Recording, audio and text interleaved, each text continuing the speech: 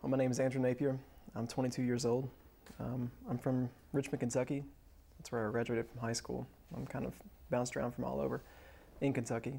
I joined up in the service straight out of high school at age 18.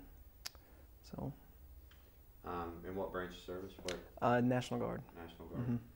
Mm-hmm. And you're a student at the University of Kentucky studying Biology. biology. Mm-hmm.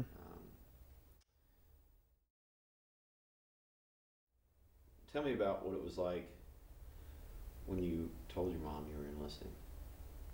That was bad news. I was about to turn 18, and she said she wasn't going to sign the papers to do the early enlistment because you can join up at 17, and go to basic and stuff during like your junior year, like during the summer. She refused to sign off on it, and I was like, well, I guess I'm gonna have to wait till I graduate. He really upset. My dad was all about it, and he thought it would be a good thing, something to pay for college too, So yeah, she was in tears. It was bad, bad news. So. Well, why, when you made the decision, what was your rationalization? We didn't have money for college, and I wanted to go to a post-secondary school, and I didn't. That wasn't an option for me. And I realized that my older sister, was in college at the time, and she'd already accrued, just an insane amount of debt from college, and she was just a sophomore at the time. So. Mm-hmm. She went up here to the UK for a while, and anyways, it just seemed like the thing to do, that you saw it on TV, and I just, my dad enlisted, and it just seemed like a rite of passage almost for out of high school to really do something with yourself, So, when all your friends were going to college right out of high school, and you were going to, basic, what was that like? You're alienated already. I guess that was a sign of things to come. Get you used to it, I guess. Everybody clans up and they're rooming up together, and all of a sudden, your friends from high school, and you guys aren't hanging out anymore. And like the closer I got to graduating high school, I realized that I'm like, wow, I guess these relationships didn't really mean much, in the first place. But so yeah, they went out and they did their thing, started working for the summer, getting ready for college, and I was getting prepared for boot camp. Why did you choose to become a medic? Well, my mom's a nurse practitioner, and I was always interested in the medical field, and it was something I wanted to get into. When you initially enlisted, did you want to stay in for life? I thought so. I thought that this was going to be the thing to do. It seemed to be set up real nice. They pitched a lot of ideas about retirement, and about setting up your TSP to have X amount of money accrued by the time you became 60, and you could draw down that retirement check, and that start pulling from your TSP account. And it sounded like financially it made a lot of sense. It'd be the thing to do. At what point did you change your mind about not staying in for life?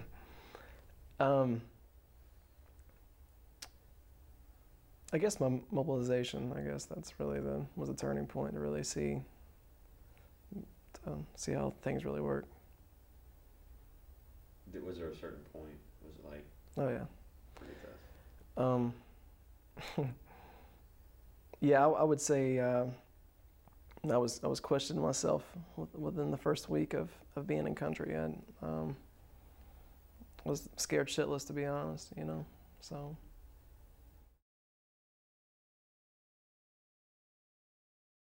We get back and we touch our stuff down, and they come over the radio and they're like, attention on the fob, all O positive to the aid station immediately. And when it's day 4, I'm like, like somebody comes and grabs me and tells me to go down to the aid station, and they tell us we got U.S. casualties coming in, And I didn't even know.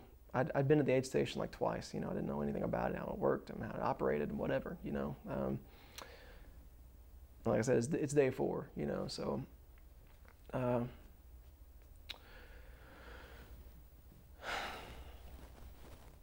So we're sitting around and just shooting the shit with everybody in the building, and they tell us that the chopper's coming in, and there's 2 of them, and I didn't really understand that, and they said an IED had went off on our Humvee with a Pennsylvania unit and a National Guard unit. They told us, they came on the radio and told us the unit, and they didn't help with the stretchers, and like I said, the military personnel were always very few. The medical personnel was few. They needed help with the stretchers, so we go out, like me and 2 other medics. There's another guy, one of the guys in the aid station, but 2 of them, the medics I deployed with, they came out there, and they were like, okay, you all get chopper 2, and okay. So they get the casualties out of the first one, and they're unloading them and stuff, and you see one of them's walking wounded, and the other one, your eye fixates on it. It's just like you see a soldier in fatigues, and he had lost his legs, and we're standing there, and it's like like I said, it's day 4, and I'm like, holy shit. Like they're just right in the open, they're carrying him out, and they got these tourniquets. He's just, wailing on this stretcher. And chopper 2 opens up. And they tell us that it's a hero bird, and I didn't know what that meant at the time. I didn't know what we were doing. I thought we were getting casualties out, and so chopper 2 opens up, and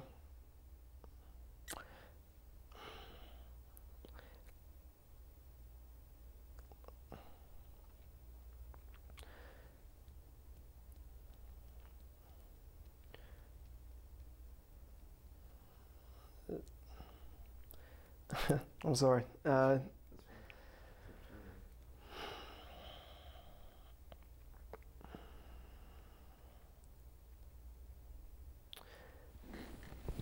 Chopper 2 opens up, and you with the wiper wash of the helicopter, it's like the smells are intensified. Everything around you, debris is being thrown up. You're smelling the fob, in the innermost areas of your nose, and for me to have this big schnauz, it doesn't help me out any. So it's like all smells are amplified. So even more.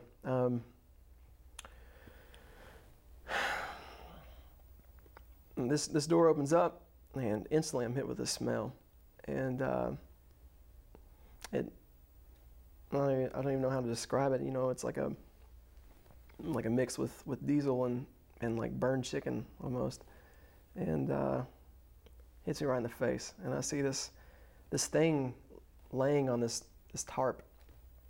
His hands are that what they resemble to be hands are just out in the air, just like this, like crossed over. I don't know, just hanging there. And I turned around, and I'm sitting there with my buddy, and yeah, it's really loud, So we're like right there, right next to the chopper. I turn around and start dry heaving. I'm like, oh my God, I'm trying to hide from all my friends, because I'm like, I don't want anybody to see me right now, because it's just so disgusting, to see this. And we get this guy out with this chopper, and they tell us to take him back to the ICU room and intensive care room. We take him back there, and they close the curtains. We had to go in a different way. Somebody would see us, and you can still hear the guy that had lost legs, like back there screaming, in this tiny little aid station. And we got the curtain closed, and one of the older sergeants, in E7, Sergeant First Class, he came up and started giving us directions on what to do with this guy. That was this figure. They brought him in on this was a body bag like on top of the body bag, so that's how we carried him. Like we had to transfer him over onto a stretcher, you know, to get him away from the chopper. And I don't know. He starts going through this procedure, and almost like it's like you're dissecting a frog, you know, and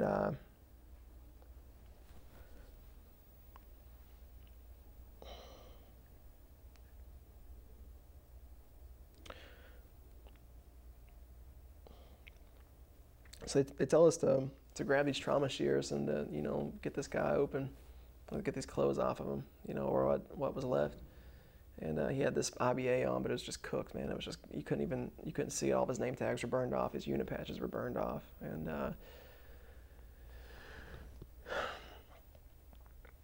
so we've got to cut these clothes off, and a lot of them are stuck to his skin.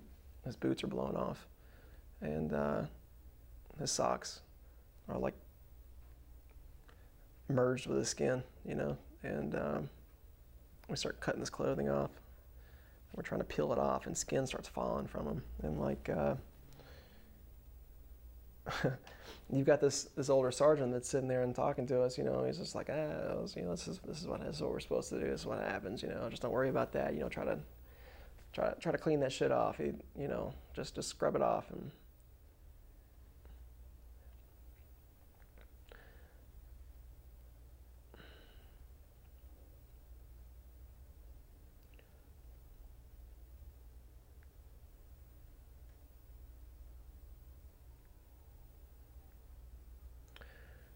we had to go through with it and, you know, continue to go out. And it just, I don't know, just, it felt like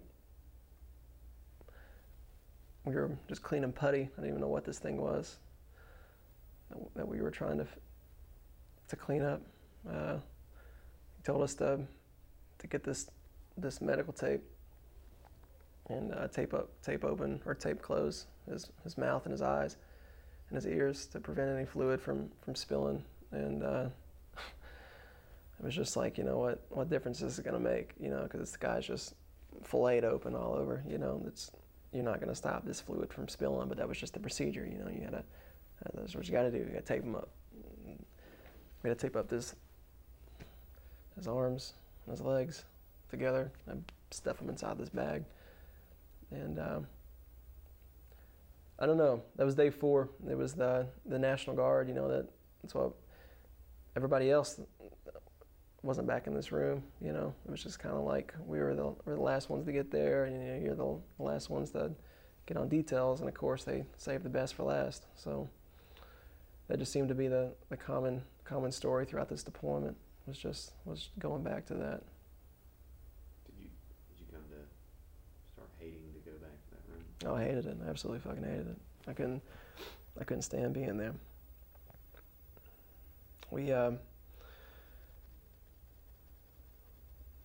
It was the ICU room, and there was also the death room. So, you know, when we had when you needed both of those is when it got pretty hairy. You know, what are you supposed to do?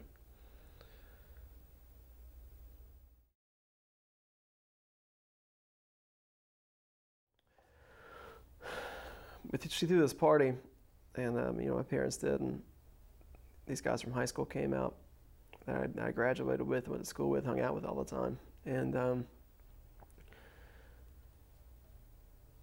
it was just odd because it almost like it felt like I was like a rabid dog, like they were trying to approach. It's kind of like they were reaching out to try to pet me almost. And it's like, just really timid to talk to me and just about anything. And just immediately, you know, you felt like the oddball. You know, you just didn't. I just wanted to fit in, you know, with everybody else. I just wanted to mesh right in, you know, because I just didn't want to stand out. It kind of made me uncomfortable that we had this party, but I wanted to see everybody, you know, see my family and whatever, my friends. But it was just odd. I don't know. They were very impersonal with me, asking me questions. You know, just they avoided the deployment subject altogether, and it just felt like two strangers talking. It was just with everyone, you know. So we had that was my first dose, and I don't know. From then on, it was kind of odd. It was just like a lot of those occurrences. I didn't have anybody to talk to. You know, these guys that I'd hung out with all these years, just I don't know, just kind of fell through. Just weren't the same person anymore. You don't know who to talk to. The guys I had deployed with are from, they live 2 hours away from me, so we contact through phone, and see how everybody's doing, just check in, but outside of that, it's just, you just kind of felt alone, and that's why I was really excited, to hear that. I got in contact. I'm trying to think how it even happened. I talked to Sergeant Hawks somewhere. Where was it? I saw him, called him. I don't know. Then he told me about this program that's happening. He gave me a flyer, and then I saw it. I was like, well, that's really cool, that you guys have something like this offered, like a transition, something that you all can help, I was trying to go to UK, and I wanted to start classes like ASAP, and like I didn't know what really to do, and I just felt lost, and so I got signed up for classes, and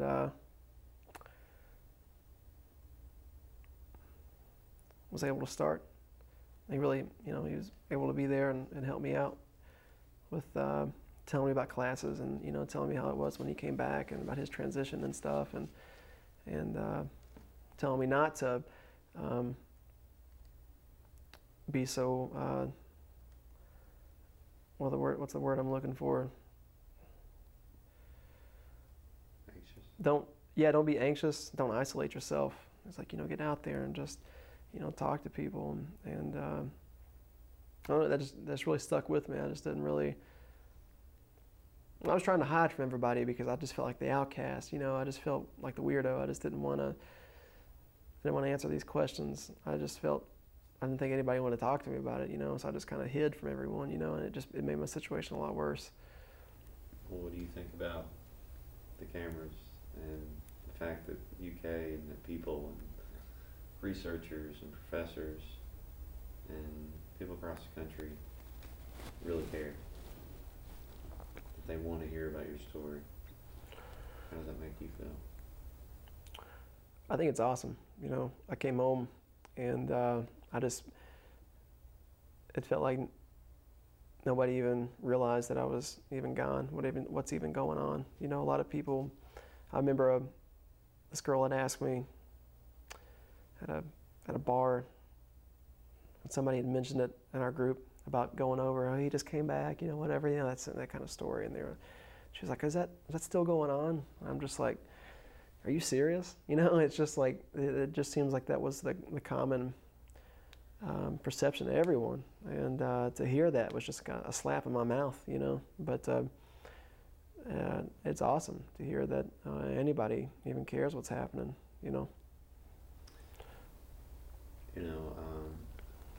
What was the classroom experience like? People, the work. It was interesting to come back, and you feel like you've made this big step in your life as far as maturity goes, I guess, and you come back to this class, and you've got these kids that they're supposed to be your peers, and they're just rude, and just to the professors, and they're just brats. You just you don't understand. I didn't understand where they were coming from, and that was frustrating, just to see that. Just a lot of people don't understand, how well they have it. They don't have that. I don't hold that against them. It's not their fault that they don't have that. This is, they were born into this. That's what happens. They grew up, and mom and dad paid for college, and here they are. They're.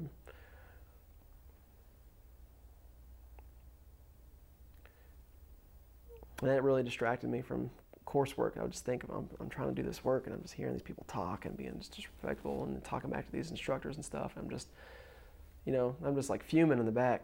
I'm just like, I just want to just grab them and tell them to shut up, just, I don't know. That was frustrating.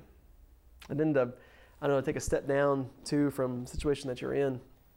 You're responsible for this $1 million equipment, responsible for people's lives.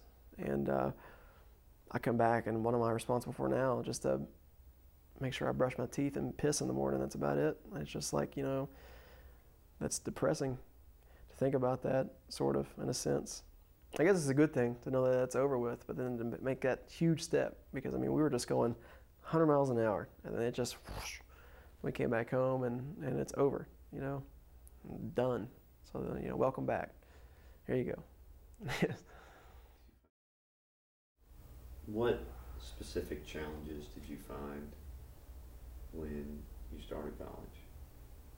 What was really hard for you?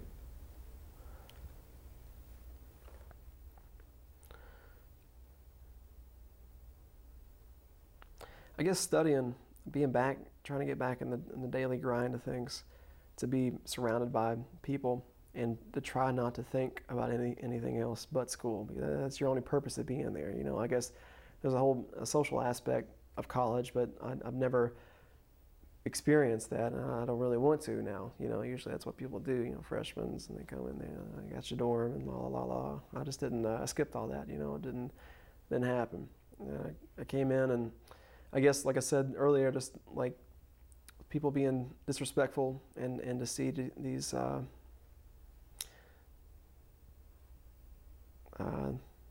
how these kids would act, it just it irritates you, it gets under your skin, and that was frustrating. I don't know, I hate to sit back and just judge. That's the thing. It's like I constantly had to stop myself from doing that. I was just not thinking about other people. I just didn't. Should be where I don't care, but it was just like, I guess I was kind of, I don't know how you could analyze it. What's that? Prideful. Yeah. I'm just, I don't know. Think you're prideful of who you are or what you've done? I can't say that I'm prideful of who I am or what I've done. I guess to be in a self-serving culture, to try to step out of those boundaries and try to help others. I guess I was proud of that, to say that I did that, to try to make a difference in that aspect. But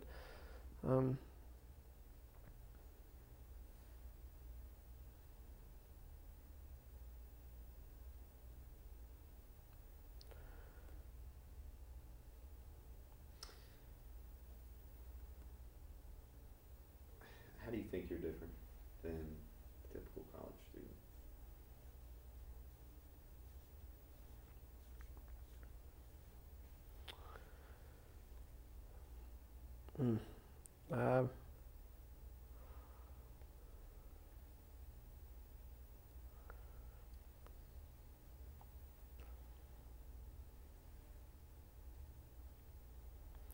I don't know, college has got especially UK, such a diverse population there. Not just with the people, just the backgrounds and what they come from, who they are.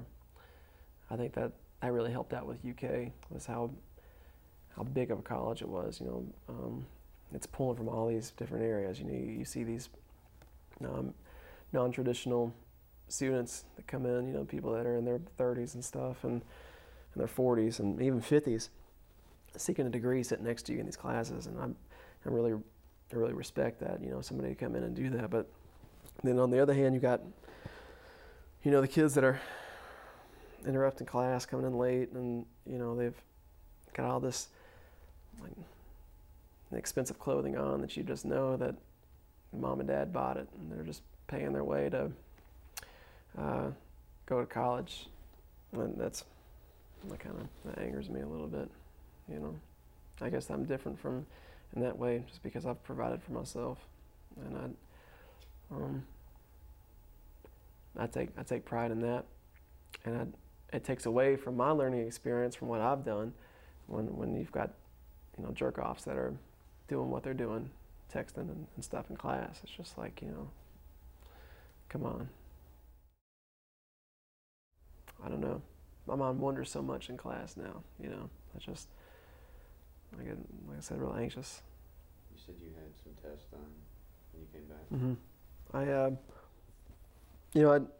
overseas I noticed just with like short-term memory of things, I just was forgetting a lot of stupid stuff, big stuff, and important things. I was doing that when I came home. I'd go places and forget, like I go to the store and forget my wallet, or and just not do things that I'm supposed to be doing. And like I can't even think of better examples now. Just really big stuff that you just aren't supposed to forget. Showing up to class without any books, just not even thinking about it, just showing up, and you're like, crap, and how does that happen? It's just on a constant basis. I just mentioned that at the VA that it was just really, really frustrating me. I couldn't get any sleep. I was constantly up. I was sleepwalking. I don't know.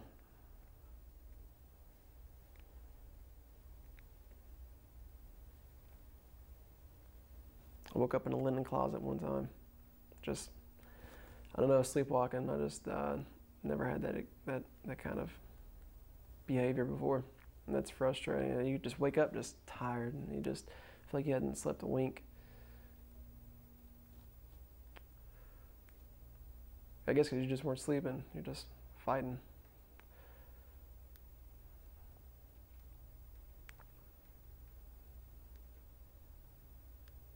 My wife would wake me up. I don't know, doing something stupid in my sleep, just wrestling or doing something, fall off the bed, or I'd grab her and not even realize what I'm doing, like by the shoulders, and she'd just like wake me up, and I don't even know what's going on. I do. They were intense, and it was really bad. And that was one of the main reasons I was going to the VA. It just wouldn't stop. You have these intense dreams, and it goes on for 2 years, and you just want to do anything to make it stop. And the frequency is definitely decreased now, but Why is that? I don't know. I guess over time and being able to talk to people, I think has really helped me out instead of bottling up so much. Yeah. What do you think the university has done to make your experience better than the guy that came 4 or 5 years before you that didn't have? What are some things that are? Well, just to know that a presence is there, it's huge. Just to know it's, even if you go into the building, it doesn't matter if you're even involved with anything at all. Just to know that resource is there is really big. That someone acknowledges what you've done. Before I deployed, I went to a smaller university, and they didn't have that. The only liaison you had was a woman who handled VA claims and their paperwork, and she also had multiple other roles, and that's how I thought that this school was going to be, and a lot of pay got screwed up over there with because the workload's really high just for one person, and that not being her only job. She ended up retiring in the middle of my semester, and it screwed it up. My payments, I don't know. So I just didn't have the patience to come back home and have to deal with that again. I just did not want to just come back to be a part of this university that just doesn't care about what happens to you. But it definitely wasn't like that. And I was really surprised,